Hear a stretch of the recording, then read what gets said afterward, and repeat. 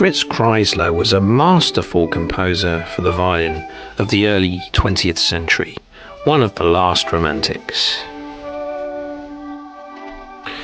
He was a specialist of the violin vignette, in the case of his compositions sometimes known as the pastiche.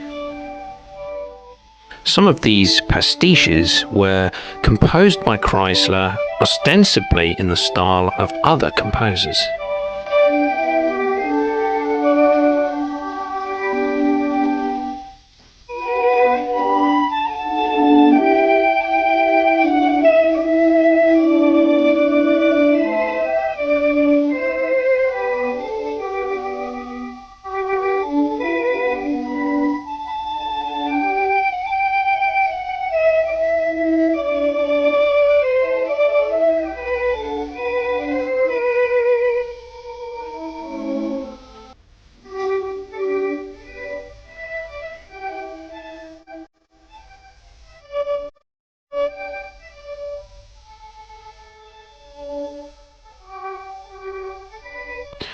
During the early 20th century, Fritz Kreisler was considered to be one of the leading violinists of his time. Part of his popularity stemmed from his rediscovery of many lost classics by famous composers. He explained he had found those works tucked away in libraries and monasteries throughout Europe. He would play these lost classics, which included pieces by masters such as Pugnani and Vivaldi, during his concerts, much to his audience's delight. This became a signature part of his act. Over time, many of these works became popular in their own right and entered the repertoire of other performers besides Kreisler.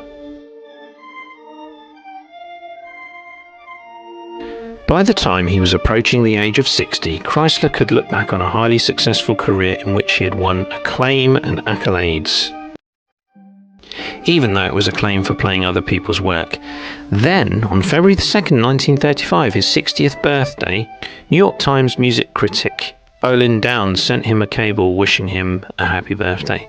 In the cable, she jokingly asked if he himself was actually the composer of all those lost classics that had made him so famous. To her shock, he casually responded that, in fact, he was. The revelation shocked the music industry. Half the industry heaped scorn on him for the deception, while the other half praised him. But Kreisler remained unrepentant. He pointed out that it should make no difference who wrote the works, as long as people enjoyed them. He also claimed that no one would have paid any attention to these works if he had identified them as his own. The public apparently agreed with him, because his popularity remained undiminished after the scandal.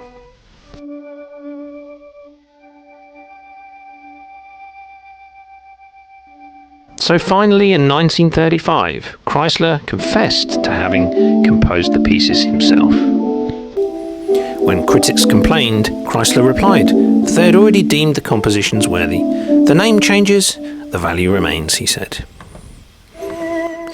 The hoax had fooled critics for 30 years. They genuinely believed that he had uncovered long-lost compositions of famous and minor composers alike.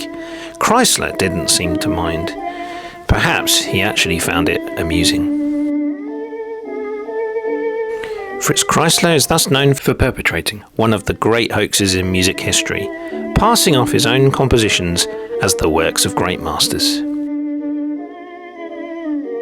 Indeed, Kreisler had a mischievous side to his personality. Kreisler's teacher for harmony and music theory was the great Anton Bruckner.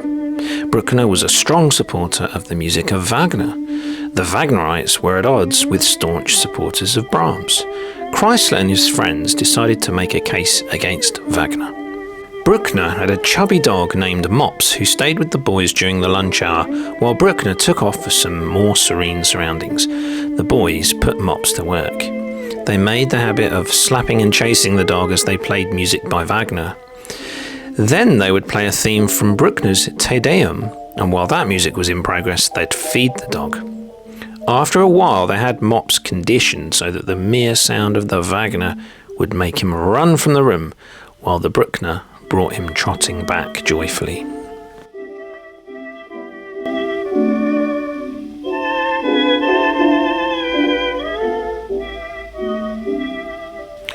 Kreisler had a wonderful collection of violins, including Strads, Del Jesus and Bergonzi, amongst others. Let's take a look now at his collection of violins that he accumulated over his lifetime.